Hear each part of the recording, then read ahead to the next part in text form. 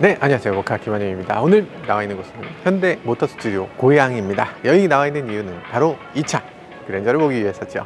어떤 차인지 함께 살펴보시죠.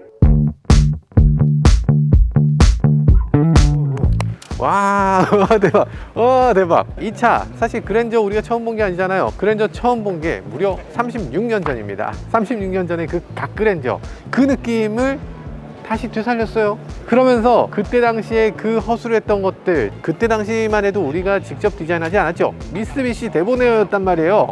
그냥 미쓰비시한테 그냥 디자인이며 기술이며 모든 것들, 엔진부터 시작해서 모든 것들을 다 이어받아서 내가 그냥 조립만 해서 이거 그냥 국산차라고 팔아야지 하는 그런 얄팍한, 그런 아쉬운 그런 생각으로 만들었던 그런 자동차가 이제는 미쓰비시가 뭐야, 독일 3사 나오라 그래. 전 세계 어떤 자동차라고 비교해봐도 이 정도로 화려하고 이렇게 최신의 자동차, 최신의 테크놀로지를 갖고 있는 자동차는 없는 거죠.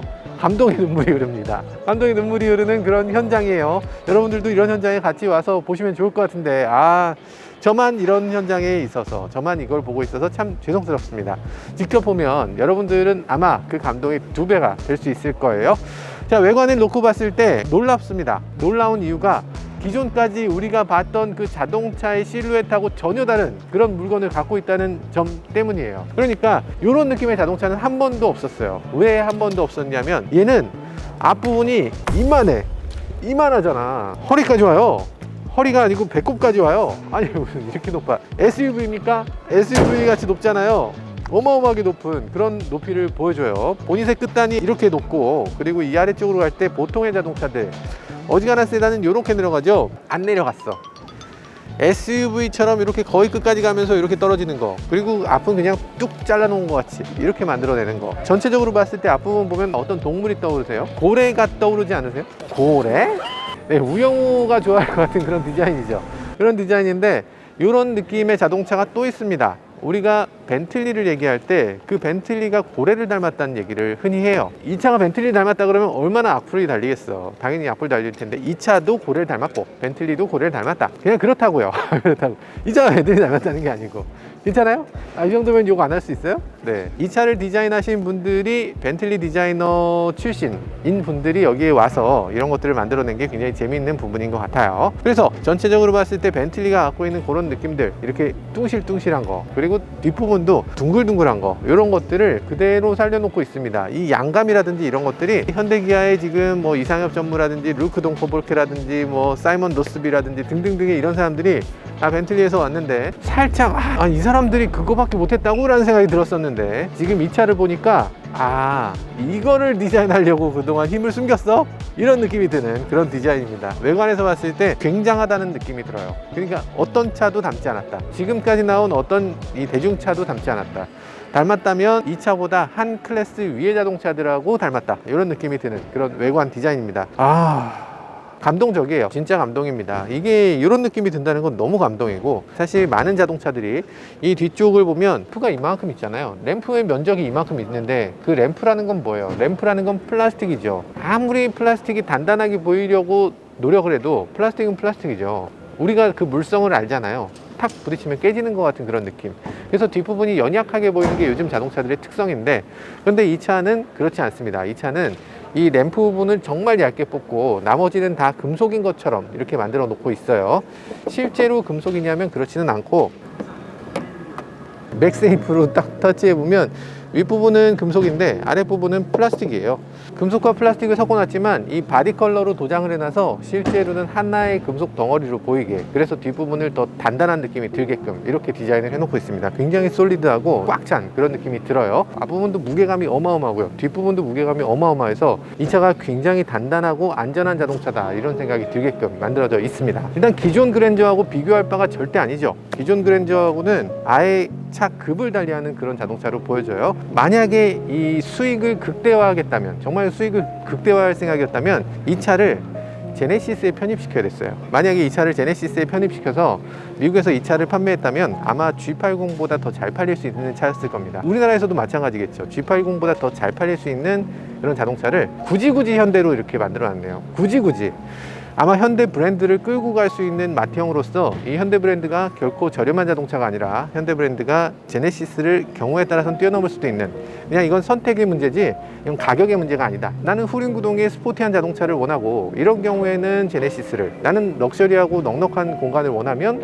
그럼 현대 그랜저를 이렇게 선택할 수 있도록 그렇게 만들어낸 것 같습니다. 자, 그런 면에서 이 외관에서 굉장히 만족스러운 느낌이 들고요. 디테일을 조금만 더 보자면 이거 너무 면발광이 측면에서 볼 때나 아래 위에서 봤을 때 항상 균일한 느낌이 들게 하는 이런 면발광, 이것도 아주 놀랍죠. 일단 이 LED를 그 표면에 가깝게 붙였기 때문에 이게 가능한 거예요. 그래서 이 LED가 이 안쪽에 깊이 있으면 이 보는 방향에 따라서 이게 어두워지거나 밝아지거나 할 텐데, 그게 아니고 가장 가까운 곳에, 이 표면에 가장 가까운 곳에 LED를 박아 넣었기 때문에 이런 식으로 만들어낼 수 있었던 거고, 이 면도 이게 잘 보면 이 LED가 나오고 그냥 끝이 아니라 그 LED 가장자리로 이렇게 블랙으로 처리를 해서 이 LED가 퍼져 보이지 않게 이걸 딱 잘라 놓는 그런 면을 보여주고 있습니다. 아주 예리하게 칼로 자른 것처럼 보여지죠. 하나의 덩어리를 이렇게 가장 크게, 지금까지 있던 모든 LED 중 가장 큰 LED 램프를 사용하고 있는 거예요.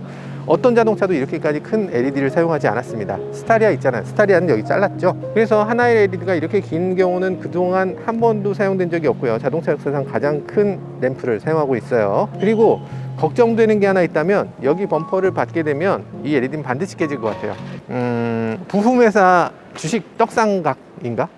그런 느낌이 드는 그런 LED 램프입니다. 이 부분 그라데이션도 정말 아주 멋지죠. 램프를 한번 껐다 켜보면, 네, 껐다 킬 때도 아주 사소한 것들도 이렇죠. 웰컴 램프도 보여드릴 수 있으면 좋을 텐데, 웰컴이 이런 식으로 뭔가 이렇게 쫙 이런 느낌, 테일램프도 쫙 이런 느낌을 보여줬으면 좋겠는데 그게 없는 게 좀 아쉬워요. 있는데 저희가 지금 키가 없어서 이 웰컴 램프를 보여드리지 못하는 게 정말 아쉽네요. 근데 다이내믹 웰컴 램프도 이 LED를 제대로 극대화 시킬 수 있는 그런 요소기도 한데, 저는 웰컴 램프를 좀 더 적극적으로 활용해 주면 좋을 것 같아요. 그러니까 딱 켰을 때 한 번 하고 나서 끝나잖아.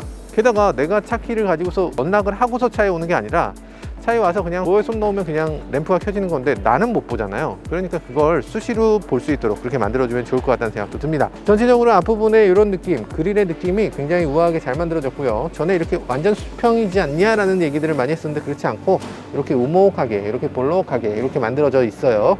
아래쪽이 이렇게 툭 튀어나온 거, 이런 것들이 아주 우아한 곡선으로 있어서 거슬리지 않고 굉장히 멋있게 이렇게 구성을 해 놓은 걸 볼 수 있습니다. 그리고 이쪽도 크롬이 이렇게 그냥 수평이 아니라 이렇게 안쪽으로 말려들게, 이 그릴이 이렇게 원래 있었던 걸 헤드램프를 이렇게 눌러 놓은 것 같이 이렇게 곡선을 만들어 놓은 것도 굉장히 예뻐요. 굉장한 디테일인데요. 굉장한 디테일이 앞쪽에 있고, 여기에서 이미 디자인을 먹어주고 그래서 먹어주고 넘어가는 걸로 볼 수 있어요.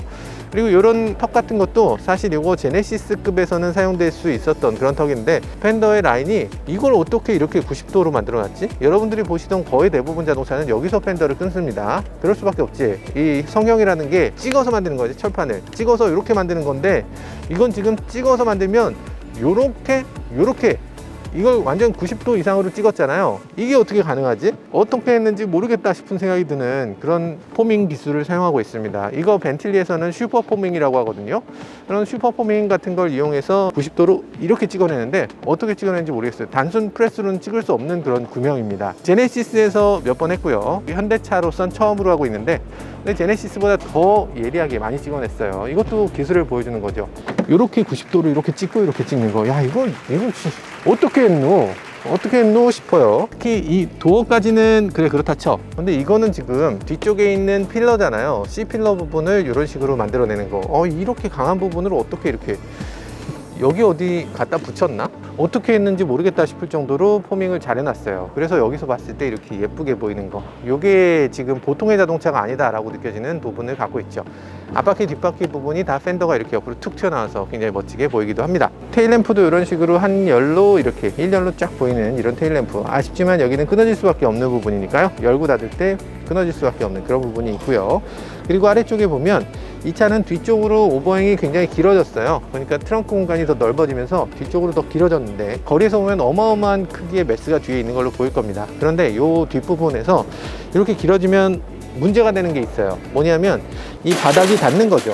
이게 만약에 이 상태 그대로 밑으로 오면 이 아래쪽이 이 주차장에 드나들 때 바닥에 닿게 될 겁니다. 그래서 바닥에 닿지 않도록 이 아래쪽을 들어 올리면서 뒤로 뺐잖아요. 들어 올렸으니까 문제는 이 뒤가 치마가 들어 올라간 것처럼 그렇게 보여져요. 치마 속이 보이는 것처럼 보여지는데, 그렇기 때문에 이걸 굳이 이렇게 아래쪽에 크롬을 더해서 약간 눌러주는 효과를 주고 있습니다. 들려 보이지 않도록 하는 효과. 밑에 이렇게 두툼하게 만들어 놓고 있는데요, 이런 것들도 너무나 디테일이 살아있는 부분이고, 굳이 저렇게까지 약간 들리는 그걸 참을 수가 없었다는 거죠. 디자이너 입장에서 그런 사소한 것까지도 완벽하게 만들고 싶었던 그런 디테일들이 눈에 보입니다. 정말 디테일하게 만들었고, 이 차는 전체적으로 띠의 자동차죠. 띠, 선을 굉장히 길게 사용하는 자동차입니다. 그래서 앞쪽에서 이어진 선이 이렇게 절연띠처럼 뒤쪽으로 이렇게 오고 있는데, 그 안에 깜빡이를 숨겨 놓고요, 뒤쪽도 이렇게 선으로 이렇게 만들어 놓고, 그 선에 크롬으로 카메라를 살짝 숨겨놨죠. 아래쪽에도 보면 이렇게 띠로 후진 램프도 이렇게 숨겨놨어요.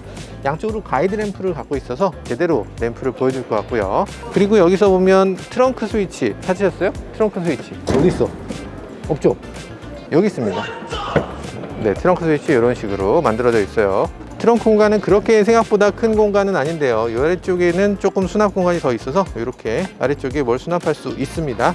그리고 이렇게 걸 수 있는데, 웨더 스트립이 눌리기 때문에 저는 이걸 그렇게 추천드리고 싶진 않네요. 나중에 물 셀 수도 있으니까 저 같으면 여기다 안 걸 것 같아요. 자, 그런 생각이 들고요. 그리고 여기에는 지금 삼각대를 넣을 수 있는 수납 공간이 있습니다. 삼각대 이런 식으로 하면 트렁크만 열어도 뒷차에 어느 정도 경고가 되니까 여기 위치가 굉장히 좋다고 볼 수 있죠. 그리고 삼각대도 급할 때 빨리 꺼낼 수 있어서 좋고요. 근데 요거의 고급감은 왜 이렇게 개선이 되지 않죠? 이게 이렇게 팔랑팔랑 해야 됩니까? 이게 그랜저인데? 이 외관하고 다르게 요게 원래 않겠다, 이런 용도는 확실히 아닌 것 같죠? 휠도 참 예뻐요. 휠도 지금 이런 컬러, 그리고 블랙 잉크 에디션은 조금 더 예쁜 컬러를 보여주고 있어요. 저는 휠 디자인 굉장히 예쁘게 보이기도 합니다. 굉장히 만족스러워요. 그리고 도어 같은 경우도 독특한 점은 이게 또 멋있지 않습니까? 딱 이렇게, 이게 멋이에요. 뒷좌석은 또 이런 식으로, 뒷좌석도 멋있나? 뒷좌석은 살짝 이 정도면 뭐 많이 내려가는 거지. 아니, 이거 많이 내려가는 거 아니에요? 이게 뭐가 문제지? 네, 요거 다 안 내려간다고 불만이신 분들 계신 것 같던데, 아니, 이 정도면 뭐 됐죠. 요즘 다 안 내려가는 차들도 많아요. 그리고 옛날 그랜저 XG는 요게 이렇게 내려가고 이렇게 꺾였죠. 네, 그런 건 아닌데. 그리고 이 뒤쪽에 이렇게 필러가 하나 있죠. 이 필러가 있어서 틴팅을 하게 되면 이 검정색 틴팅을 꼭 하셔야 돼요. 파란색 틴팅, 뭐 반사 틴팅 이런 거 하면은 이상해요. 검정색으로 해서 이걸 한 덩어리로 보이게 해야지 멋질 겁니다. 여기 B 필러도 마찬가지, 하나로 이어지게끔 하는 게 이번 디자인의 특징이에요. 그래서 한 덩어리가 유리가 크게 보인다, 이게 멋있는 지점이고요. 그런데 이게 열릴 때 이 부분 같이 안 열리잖아요. 이렇게 된 이유는 사실 이 부분까지 같이 열리게 되면, 그러면 여기에 열리는 양이 한 이 정도로 축소될 거예요. 왜냐하면 이쪽 휠하우스가 이렇게 들어오니까. 요즘 들어서 휠이 계속 커지고요, 차는 계속 낮아지고요, 그러면서 점점 이 창문 열릴 수 있는 오프닝이 점점 줄어들 수밖에 없는 거죠. 자, 그래서 이걸 여기 중간에서 끊어 놓은 거고요. 여기서 정말 중요한 건 컬러죠. 컬러가 여기 5가지 컬러가 있어요. 여러분들의 취향은 어떤 것인지.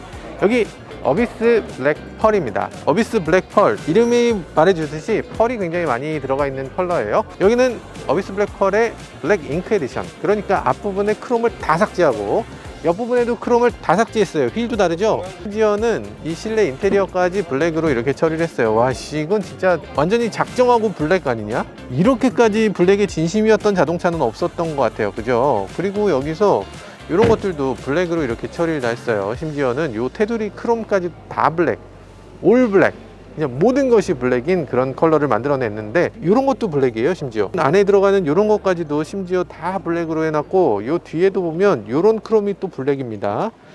이 글씨도 블랙이야. 현대 엠블럼도 블랙이야. 이 밑에 이런 것도 다 블랙이에요. 이 밑에도 블랙이야. 돈을 얼마나 쏟은 겁니까? 블랙 에디션이라는 에디션 하나를 만들기 위해서 돈을 어마어마하게 쏟은 거예요. 이렇게까지 블랙으로 만들 필요가 과연 있었을까? 없죠. 없는데 그 정도로 많이 팔 수 있다는 거예요. 그만큼 물량이 충분히 뽑아지니까. 내가 블랙도 해보고, 뭐 다음번에 블랙 잘 되면 레드 에디션 해볼까? 될 수 있는 거죠. 네, 충분히 가능합니다. 이 차는 세레니티 화이트 펄이고요. 세레니티 화이트 펄의 블랙 에디션입니다. 그래서 여기에 이 흰색과 블랙의 이 대비 굉장히 강렬하게 보여지고요. 처음에 봤을 땐 조금 이상하다고 느껴지실 거예요. 근데 거리에 아마 이 자동차가 엄청나게 많이 깔리고 나면 그때는 이게 굉장히 독특하다고 느껴질 겁니다. 3개월이 지나면 여러분들 주변에 이렇게 운전하다 보면 그랜저네 이 사방을 보면 다 그랜저가 될 거예요. 불과 3개월 뒤면 이 차를 인상적으로 가장 멋지다고 생각할 것인지 3개월 후면 아실 겁니다. 이 차는 지금 녹턴 그레이 메탈릭 컬러인데요. 이게 그레이라고? 네, 그렇다고 합니다. 녹턴은 뭐야? 녹턴은 야상곡이라 컬러가 야상곡 그레이라고? 이유는 잘 모르겠습니다. 일단 녹턴 그레이고요. 그리고 여기 있는 컬러는요, 같은 검정 아니야? 생각하실 텐데 이거 약간 보라색이에요. 바이오필릭 블루 펄인데요, 바이오하고는 아무 관계없는 색인데 아마 처음에 색을 만든 사람이 오타를 냈을 것 같아요. 바이오필릭이겠지 라고 생각해서 계속 온 것 같은데, 보라색 삐리 도는 그런 컬러입니다. 보라색 컬러를 쓴다고? 이런 고급차에 살짝 부담스럽게 느끼실 수 있는데, 실제로 보시면 바이올렛이라기보다는 블랙에 가까운 그런 느낌이에요. 다 블랙 같아. 자, 이 색깔들 다 마음에 드시죠? 다 마음에 드는데, 제가 가장 원하는, 제가 가장 멋지다고 생각하는 색은 바로 이 색입니다. 큐레이티드 실버 메탈릭 색이에요. 제가 왜 이걸 원픽이라고 생각하는지 딱 보시면 아시겠죠? 굉장히 미래적이고 굉장히 얼리 어댑터의 차 같은 느낌이 드는 그런 자동차잖아요. 굉장히 화려하고 미래에서 온 것 같아. 그런 느낌이 들어서 아마 많은 분들이 좋아할 만한 그런 컬러라는 생각이 듭니다. 여러분들 그냥 이 색깔로 하세요. 그런데 안타까운 건 오늘 여기 5가지 컬러밖에 없고요. 실제 이 차는 9가지 컬러가 있어요. 그래서 여기 무광 컬러도 있고요. 그리고 여기에 유기 브론즈색도 있어요. 놋그릇 색깔을 형상화했다고 합니다. 옛날에 그랜저 XG 때도 있었잖아요. 샴페인 골드 같은 그런 느낌이 드는 거 라고 하지만, 약간 그땐 똥파리색 같은 느낌이었던 느낌이 살짝 이제는 멋있는 색이 됐을 것 같아요. 제가 제 눈으로 못 봤기 때문에 뭐라고 말씀 못 드리겠지만 훨씬 좋아졌을 것 같아요. 그리고 밤부 차콜 그린 펄이라는 색이 있는데요, 이름도 헷갈리죠. 네, 그런 그린이 있다고 합니다. 오늘 전시되진 않았어요. 이 새롭게 추가된 이 차만의 시그니처 컬러가 놋그릇색, 대나무색, 이렇게 2가지인데 그건 나중에 따로 보여드리도록 할게요. 시승행사 때 보여드릴 수 있을 것 같아요. 이렇게 짠! 후드를 열면요, 2.5L 엔진이 지금 들어있고요. 후드 열 때부터 사실 예사롭지 않지 않습니까? 그동안 우리가 봤던 자동차들은 후드가 열리면 여기부터 열리잖아. 얘는 여기부터 열린다니까? 이런 것들 어떤 차가 떠오르세요? 당연히 롤스로이스랑 벤틀리가 떠오른다고 전혀 전 떠오르지 않고요. 근데 그런 차들도 이렇게 돼 있긴 하던데 살짝, 살짝 벤틀리 얘기하면 너무 욕먹어요. 근데 디자이너가 같은데 어떻게? 뭐 아무튼 그런 생각이 살짝 들고요. 이 엔진은 보면 2.5L 가솔린 엔진 들어있습니다. 2.5L, 1.6L 터보 하이브리드, 그리고 3.5L, 3.5L LPG까지 4개의 파워트레인을 갖고 있어요. 입맛에 맞도록 골라 먹으면 될 것 같고요. 하나 선택하라면 1.6L 하이브리드 선택할 것 같고요. 2.5L 노멀 버전에서 당연히 1.6L 하이브리드하고 여러 가지를 공유하게 되면 여러 가지 이점이 있잖아요. 그러니까 부품 하나를 많이 사용했을 때 그 볼륨, 규모의 경제 가능하잖아요. 근데 이 차는 그렇지 않습니다. 이 차는 각각을 다르게 만들었어요. 그러니까 이 브레이크 같은 경우에 기존에 있었던 하이드로백이 있는 브레이크를 사용하고 있습니다. 하이브리드엔 이게 들어있지 않죠.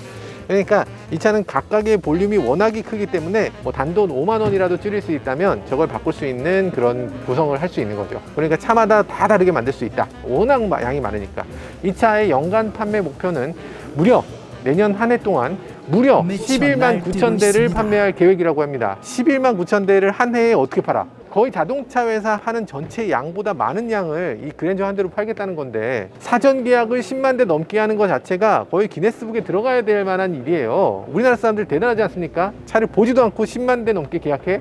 그게 코리아의 위용인가? 대단하고요. 그리고 여기 보면 이런 것들도 인상적이죠. 여기 보면 이렇게 이 케이블이 뭡니까? 이 케이블이 뭐냐면, 이 지금 앙상해 보이지만 이 케이블은 가변 댐퍼를 위한 케이블입니다. 이 케이블이 이렇게 전원이 들어가서 이 댐퍼를 더 단단하게, 더 부드럽게 만들어주는 거예요. 서스펜션이 부드럽게 우아하게 주렁주렁 이렇게 가다가 고속에서는 좀 단단하게 딱 잡아주는 그런 느낌을 만들어내는 게 이 가변 댐퍼의 특징이죠. 2.5L인데 가변 댐퍼가 있고 프리뷰 전자제어 서스펜션까지 있어요. 프리뷰 전자제어는 뭐냐면, 저 앞에 과속 방지턱이 있거나 하면 그걸 미리 보고 있다가 과속 방지턱이네, 여기서 차체를 부드럽게 해줘야 되겠다, 그래서 부드럽게 했다가 넘으면 넘었네, 그리고 단단하게 하는 거, 그걸 프리뷰 전자제어 서스펜션이라고 하는데요. 쉽게 말해서 그렇게까지 느낌이 느껴질 정도는 아니라는 얘기도 해요. 제가 딱 그렇게 얘기한 건 아닌데 누가 또 그러시더라고. 큰 의미는 있는지 모르겠지만 아무튼 그 정도로 신경 쓴 서스펜션을 갖고 있다는 거고요. 그리고 서스펜션 주변에 이렇게 링이 있는데 굳이 이거 한다고 얼마나 차가 단단해지겠냐 하는데 훨씬 다르다고 해요. 스트러타워바를 달았으면 더욱더 달랐겠죠. 근데 그렇게는 안 했고 이런 정도만 해도 훨씬 더 차가 단단하게 된다고 합니다.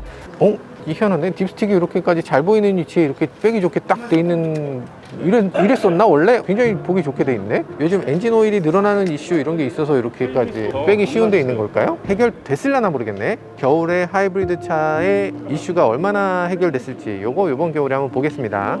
요즘 들어서 충당금을 막 3조씩 집어넣잖아요. 그거 혹시 1.6도 걱정돼서 넣으시는 건 아닌가? 네, 아니겠죠. 이제는 문제 없을 걸로 믿어 의심치 않습니다. 이번 겨울이 되면 1.6 터보 제가 테스트 해볼 건데요. 그때 또 어떻게 될지 그거 한번 지켜봐 주시면 좋을 것 같아요.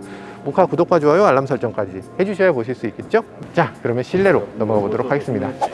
자, 그럼 실내로 한번 들어가 볼게요. 이 차의 실내 컬러는 누가바 컬러입니다. 누가바 컬러와 메가톤바 컬러가 있는데요. 그 중에서 누가바 컬러가 조금 더 예쁘다고들 해요. 저는 메가톤바도 좋던데 일단 이 차의 컬러 굉장히 대단하다는 생각이 들고요. 그리고 저는 이런 것들도 대단하다는 생각이 들어요.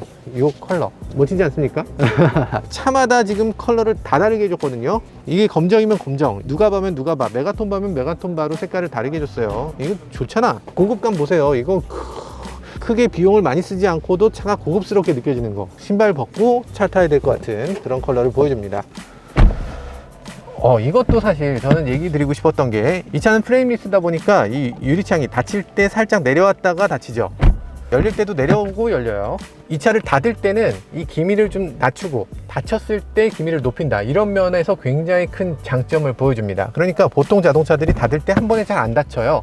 그래서 꽝 닫게 되고 그럼 괜히 맘 상하게 되잖아. 여자친구가 문 닫고 내릴 때 갑자기 꽝 닫으면 뭐 나한테 삐졌나? 아니 내가 오늘 뭐 잘못했지? 이런 생각이 들잖아요. 근데 이제는 만약에 살짝 닫아도 그냥 닫힙니다. 창문이 열리고 닫히는 요걸 가지고서 문이 더 잘 닫히게 만드는 그런 효과도 줄 수 있어요. 물론 소프트 클로징은 없습니다. 들어왔으니까 한번 인테리어를 살짝 살펴볼게요. 와, 컬러는 저는 개인적으로 이 누가바 컬러 좋은데 어떤 분들은 아마 이거 쉽게 질릴 것 같다 이렇게 생각하실 분도 계실 것 같은데 차에 탄 다른 사람들이 볼 때마다 감동하는 걸 들으면 괜찮을 것 같아요. 크롬이라든지 이런 것들도 적절하게 사용하고 있고요. 이 크롬이 요 가운데는 그렇지 않지만 요 가장자리 크롬은 커퍼색으로 이렇게 구리색으로 만들어 놓은 크롬을 채택하고 있어요.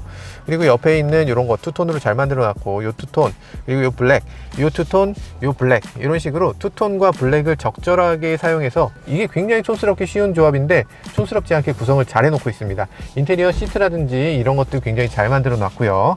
여러 가지로 봤을 때 고급스러운 실내일 수밖에 없다 이런 생각이 듭니다. 그런데 한 가지 그 아쉬운 점이라고 한달까? 이 차의 앞에 있는 유리창의 크기가 너무 작아요. 한 뼘이 조금 넘습니다. 한 뼘을 하고 나면 요만큼밖에 안 남는데 요 선바이저 크기만큼이면 완전히 가려져서 아무것도 안 보일 수 있는 정도의 크기밖에 안 돼요. 그만큼 작다는 얘기죠. 그리고 옆부분 측면 유리도 작거든요. 전면도 작고 측면도 작기 때문에 어떤 사람들은 답답하다고 느끼실 것 같고요. 어떤 분들은 이렇게 안전하게 보호되고 있다는 생각이 들 수도 있을 것 같습니다. 그런데 아마도 많은 분들이 이 기존에 타던 차하고는 전혀 다르다라고 느끼게 될 것 같은 그런 인테리어예요. 그래서 바로 요 앞에 만약에 강아지가 지나간다거나 저 작은 사물이 있다거나 이럴 때 못 보고 그런 경우가 있을 것 같습니다. 이 벨트 라인이 굉장히 높은 차다. 그래서 이 차 운전할 때 어떤 차하고 비슷하게 느껴야 되냐면 쉐보레 까마로 같은 느낌이 들 것 같습니다. 쉐보레 까마로를 탔을 때 이렇게 측면 유리라든지 전면 유리가 이렇게 작게 느껴지는 거 이런 것들 굉장히 비슷하게 느껴지기도 하고요. 벤틀리나 까마로나 이 측면 유리가 굉장히 작은 차거든요. 근데 그 차들의 공통점이 있어요. 이상엽 디자이너가 디자인했다는 거죠. 그게 여기까지 왔구나. 야, 이게 디자이너의 숨결이 느껴집니다. 디자이너의 어떤 취향, 이 디자인의 특성 이런 것들이 그대로 느껴지는 부분이라고 할 수 있어요. 눈에 띄는 걸 몇 가지 살펴보면 측면에 보스 스피커가 여기 있고요. 스피커가 이런 식으로 곳곳에 뚫려 있는 걸 볼 수 있네요. 지금 이 차는 숙명을 하나 갖고 있습니다. 이 오디오 시스템이 반드시 K8보다 좋아야 되는 거죠. 보스 브랜드가 사실 메르디안 브랜드보다 뭐 흔한 브랜드 아니야? 이렇게 생각될 수도 있는데 사실 따지고 보면 이 보스의 퀄리티라든지 이런 것들 결코 뒤지지 않으니까 이게 실제 사운드는 얼마나 좋게 들리는지 꼭 한번 살펴봐야 될 것 같습니다. 한번 들어볼까요? I must be missing something. 많이 좋아졌네요. 야, 이게 현대차 사운드 항상 아쉽다고 했었잖아요. 이 베이스가 너무 부족하다. 이 우퍼 소리 어디 갔냐 이런 얘기 했었는데 훨씬 좋아졌고 훨씬 더 마음에 듭니다. 근데 여기서 한 가지 사운드에 선택할 수 있는 게 조금 더 있었으면 좋겠는데 고음, 중음, 저음 있고 여기 우리 하나 더 기대하는 게 있죠. 우퍼 있으면 좋을 텐데 우퍼가 없는 게 좀 아쉬워요. 그리고 여기서 몇 가지 그래픽적인 부분은 칭찬을 하기 조금 어려운 부분이 있죠. 디자인 잘했어요. 디자인 잘했는데 이 그래픽 뭡니까? 이게 말이 되는 거예요? 이거 그냥 그림판이잖아. 초등학생 놓고서 네가 한번 그림판으로 그려봐 하면 이렇게 그리겠네. 이게 뭐야? 이게 뭡니까? 차 그려놓은 거 보세요. 와, 진짜 이건 이렇게 성의 없는 건 전 처음 봤어요. 현대기아의 모든 자동차 중에 가장 성의 없는 그래픽을 보여주고 있습니다. 지금 보세요. 드라이브 모드 바꿔볼게요. 이렇게 바뀝니다. 아무것도 안 바뀌어요. 스포츠, 이게 장난하십니까? 이거 만들다 만 것 같아요. 그래픽이 정말 마음에 안 들면 네가 그래픽을 만들어서 우리 주든가 뭐 이런 뜻인가요? 무슨 의미로 이렇게 하셨는지 모르겠어요. 납득이 저는 안 되는데 현대차 디자이너분은 이게 납득이 되십니까? 나중에 OTA로 그렇습니다. 이 차는 OTA가 있어요. 이 차의 OTA는 정말 그 폭이 커져서요. 기존에는 그냥 뭐 OTA라고 하면 여기 내비게이션만 바뀌는 거지. 이제는 계기판도 바꿀 수 있습니다. 이제는 요것도 바꿀 수 있어요. 이제는 서스펜션도 바꿀 수 있어요. 엔진 세팅도 바꿀 수 있습니다. 이 모든 것들을 바꿀 수 있기 때문에 그걸 보여주려고 이렇게 엉성한 걸 처음에 만들어 놓은 것 같아요. 분명히 이거 바뀌겠죠.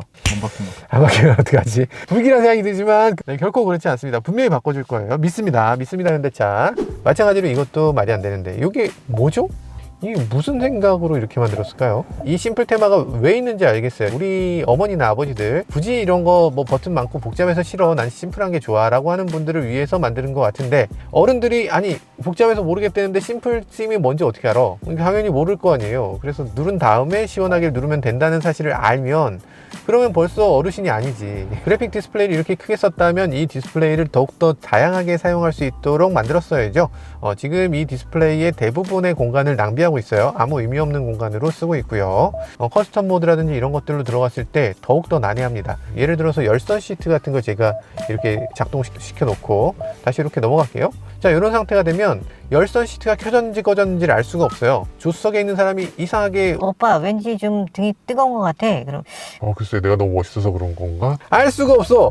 알 수는 있어야지 최소한. 그리고 이런 상태에서 바로 열선 시트로 돌아갈 수 있는 방법이 없죠. 터치의 가장 안 좋은 사례를 보여주고 있는 것 같아요. 터치의 가장 안 좋은 경우는 뭐냐면 한 번에 눌러서 작동될 수가 없도록 하는 겁니다. 그리고 전체가 다 바뀌는 게 터치의 가장 안 좋은 사례인데, 지금 이거는 터치 인터페이스의 가장 안 좋은 사례를 만들어 놓고 있어요. 이건 뭡니까 도대체? 이게 뭐 어쩌라고 이렇게 만들었을까요? 쌍용이 이 인테리어를 사실 그렇게 잘 만든 게 아니에요. 쌍용도 문제가 있었는데 쌍용에 있는 인테리어보다 훨씬 더 인식하기 어렵고 훨씬 더 복잡하고 더 단계가 많아요. 굉장히 불편합니다. 그렇게 해서 정말 못 쓸 거라는 건 아니고요. 사실 이거 바뀌겠죠. 아까 말씀드렸잖아요. OTA로 이것도 바뀌고 이것도 바뀌고 이것 바뀔 수 있습니다.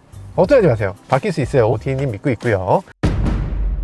여기 그래픽이 이런 식으로 바뀌고 있어요. 기존에 있었던 인터페이스와 많이 다르죠. 사뭇 달라서 이제는 기존보다 훨씬 더 인식하기 편하게 만들어져 있습니다. 물론 그래픽 내부는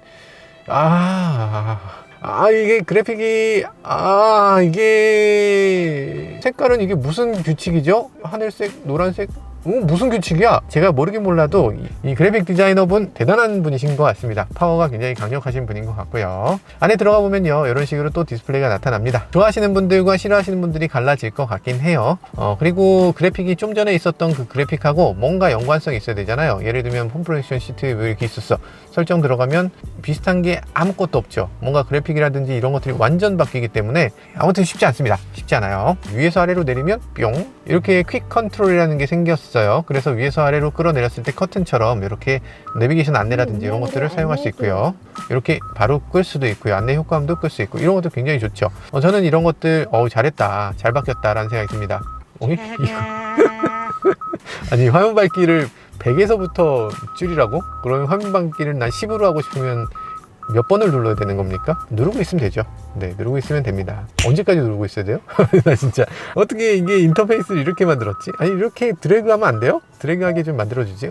이렇게 해도 됩니다. 이렇게 어떤 걸 켜고 끌 건지. 네, 전후 좌우 음성 메모 좋네요. 음성 메모. 안녕하세요, 모카 김한용입니다. 음성 메모 테스트 해보고 있어요. 음성 메모 그렇게 저장했으면 그러면 저장과 함께 버튼 눌렀을 때 그걸 들어볼 수 있는 기능도 있어야 되지 않냐? 들어보는 기능은 그럼 어떻게 해야 되냐? 당연히 있죠. 음성 메모를 USB에 저장할 수 있고요. 그리고 요걸 내 현대 앱에서 볼 수 있는 기능, 그게 좀 있었으면 좋겠는데 서버로 보내는 기능이 지금은 없네요. 지금 모든 걸 보여주고 싶은 마음이 있는 것 같아요. 그래서 음성 메모를 난 들어보고 싶어 라고 하면 음성 메모 요만큼, 내비게이션 요만큼, 그 밑에 요거 뭐예요? 요거는 미디어입니다. 미디어도 동시에 보여주고 싶어서 요 하나의 화면을 3개로 쪼개서 보여주고 있는데 화면이 너무 작아요. 이 내비게이션이 진짜 중요한 정보인데 이렇게까지 작게 할 필요가 있나? 이게 음성 메모가 이렇게까지 큰 공간을 차지할 일이에요? 네, 그런 생각이 들고요. 자, 내비게이션을 키우려면 어떻게 해야 될까? 이 버튼을 누르면 내비게이션으로 탁 커져야 되죠. 버튼 누르면 안 커집니다. 버튼 누르면 네, 이런 식으로 안 커져요. 내비게이션 어떻게 키워? 그렇게 하면 될 것 같죠? 안 됩니다. 내비게이션 키우는 방법이 따로 없어요. 홈으로 가서 내비게이션을 눌러야지 됩니다. 인터페이스 조금 이상하죠? 이상하다고 느끼신다면 여러분들이 좀 노땅일 수도.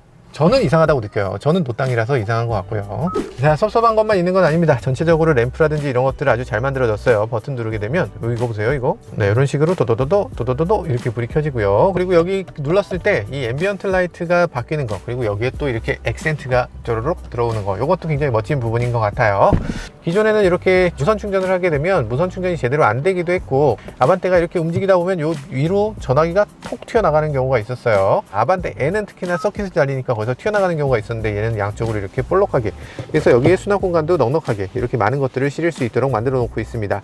그리고 여기 몇 가지 버튼들이 있는데요. 이 버튼도 그다지 인터페이스가 좋다고 볼 수는 없어요. 이게 무슨 뜻인지 알 수가 없잖아요. 여기 케이블을 꽂았을 때 충전만 되게 할 거냐, 아니면 USB까지 해서 이 폰이 이 차에서 인식되도록 할 거냐, 그걸 제공한다는 건데, 그걸 버튼으로 나눌 필요가 있나? 연식 변경이 반드시 없어질 버튼입니다. 어쨌든 그런 부분이고요. 그리고 여기 보면 이런 것들 아마 여러분들이 보시면 이게 뭔가 싶으실 거예요. 이 4개의 램프가 USB-C 램프입니다. 여기 평소에는 안 켜져 있다가 뚜껑을 닫고 나면 UVC 램프가 켜집니다. UVC라는 거는 필연적으로 살균이기도 하고, 사람이 보면 안 되잖아요. 직접 보면 피해를 입을 수 있기 때문에, 그래서 UVC가 이렇게 뚜껑을 닫았을 때만 작동되도록 만들어져 있어요. 마찬가지로 뚜껑을 열면 UVC가 꺼지죠.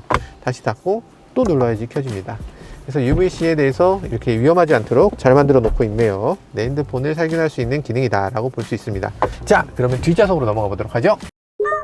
뒤에 앉아보면요, 한번 파노라믹 선루프 한번 열어주시겠어요? 이쪽 헤드라이너, 뒤쪽에 앉으면 헤드라이너가 굉장히 멋지게 만들어져 있는 걸 볼 수 있어요. 위쪽에 스웨이드 타입으로 만들어져 있고요. 그리고 여기에 손잡이라든지 이런 것들, 이쪽에 램프가 들어있는데, 램프가 들어있는 게 그렇게 썩 좋은 위치는 아니지만 어쩔 수 없었던 것 같아요. 그리고 위쪽에 보면 독특한 게, 여기에 단추같이 생긴 게 2가지가 있는데, 액티브 노이즈 컨트롤을 위한 장치입니다. 그래서 뒷좌석에 있는 사람의 양쪽으로 이렇게 소리가 어떤 식으로 들어오는지 이 노이즈를 듣고서 그 노이즈에 반대되는 위상으로 바로바로 쏴줘서, 그래서 뒤쪽에서 앞좌석이나 각 좌석마다 이 노이즈가 들리지 않도록 하는 사운드를 적절하게 제공해 주는 걸 볼 수 있어요. 사실 노이즈 캔슬링이라고 하면 원래 보스잖아요. 요즘 QC45 그렇게 잘 나간다고 하죠. 이는 노이즈 캔슬링을 워낙 잘해주기 때문에, 그래서 노이즈 캔슬링을 갖고 있는 그런 보스 오디오를 갖고 있어서 엔진 사운드라든지 이 풍절음이라든지 이런 것들을 잘 막아주고요. 그리고 또 하나 ANC R이라고 해서 이 노면을 위한 별도의 마이크를 따로 갖고 있습니다. 노면에 타이어 구르는 소리, 이런 것들을 별도로 수음해서 그 소리에 반대되는 위상의 사운드를 내준다고 합니다. 훌륭하죠. 그거 제네시스에나 있는 거 아니었나? 그러니까 전체적으로 지금 3세대 플랫폼으로 바뀌었거든요. 이전에 그랜저는 2세대였어요, 여태껏. 그러니까 소나타보다도 좀 어떤 면에서는 덜 안전한 차다라고 볼 수 있죠. 3세대 플랫폼은 측면을 들이받았을 때, 그래서 충격을 자기가 다 흡수하는 게 아니고 충격을 비껴보내는 그런 기술을 사용하고 있기 때문에 이 안에 있는 승객이 조금 더 안전하게 보여준다는 거고요. 그러면서 3세대 플랫폼의 특징은 차체가 전체적으로 좀 낮아진다는 거예요. 그래서 이 차의 전고도 조금 낮습니다. 그래도 이 머리 공간을 그대로 유지할 수 있는 것도 보여주네요. 이 차의 루프 라인이라든지 이런 것들을 디자인을 잘했기 때문인 것 같아요. 그리고 머리 공간도 보면 이게 엄청나게 파놓은 거 아닌가? 너무 많이 파놨어요. 너무 많이 파놔서 굉장히 특이하다, 이런 느낌이 드는 그런 머리 공간을 보여줍니다. 지금 재보니까 이 앉았을 때 이 머리 꼭대기까지 93cm 정도가 되면은 우리가 굉장히 넉넉하다고 하는데, 91cm니까 딱 맞는 정도고요. 그리고 이 차의 뒷부분부터 앞부분까지의 길이 170이 넘으면은 굉장히 크다고 하는데 169 이 정도 됩니다. 이 실내장도 기존 그랜저보다 조금 짧다고 볼 수 있어요. 그래서 약간 작아졌다, 조금 좁아졌지만 그래도 이 실내 공간을 훨씬 더 알차게 만들어 놨기 때문이죠. 어떤 게 알차냐? 이런 것들. 레스트 버튼 누르면 아, 이게 다야? 이게 다야? 레스트 버튼을 했을 때랑 안 했을 때랑 뭐 크게 다르지 않은데요. 앞좌석을 조금 더 앞으로 미는 정도, 그런 정도의 기능을 해주네요. 어쨌든 지금 뒷좌석을 리클라이닝 할 수 있다, 이런 거 아주 멋진데요. 아니, 이 정도 작업에서 뒷좌석 리클라이닝이 있다고? 지금 그랜저의 엄청난 세일링 포인트가 될 것 같습니다. 그랜저 하면 우리가 준대형 자동차라고 그동안 얘기했던 차인데, 준대형 차의 뒷좌석에 리클라이닝이 있어. 제네시스 G80에도 없다가 생긴 건데, 와, 세상에. 네, 그런 생각이 들고요. 굉장히 넉넉한 뒷좌석 공간, 이제는 더욱더 알차게 사용할 수 있도록 만들어진 것 같아서 굉장히 좋아 보이네요. 여전히 다리를 꼬고 앉을 수 있는 공간은 충분히 마련되어 있고요. 특이한 점은 시트를 젖히면 등받이가 뒤로 넘어가는 게 아니고 이 시트 바닥이 앞으로 가는 거잖아요. 바닥이 앞으로 가기 때문에 이 레그룸이 조금 더 좁아지기도 하고요.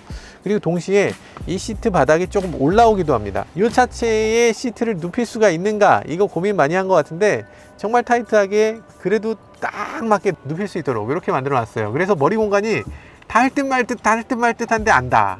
이게 묘하게 안 닿네. 지금 손바닥 한 장인데 이걸 세워도 손바닥 한 장이야. 이야, 진짜 대단합니다. 대단한 느낌이 들어요. 뒷좌석 공간 아주 넉넉하면서 인테리어도 멋지게 이렇게 디자인을 잘 해놓은 것 같습니다. 자, 그리고 뒤쪽에 보면 이렇게 스키스루가 있는데 스키스루가 상대적으로 조금 작은 거, 조금 아쉽긴 하고요. 그래도 뭐 나쁘지 않습니다. 그리고 이 뒷좌석 시트를 봤을 때 시트를 양쪽으로 이렇게 감싸듯이 만든 거, 양쪽에 볼스터가 이렇게 튀어나오도록 만든 게 멋져요. 멋지고 편안하기도 합니다. 장거리 주행에도 아주 편한 느낌이 들 것 같은 그런 시트라고 볼 수 있어요.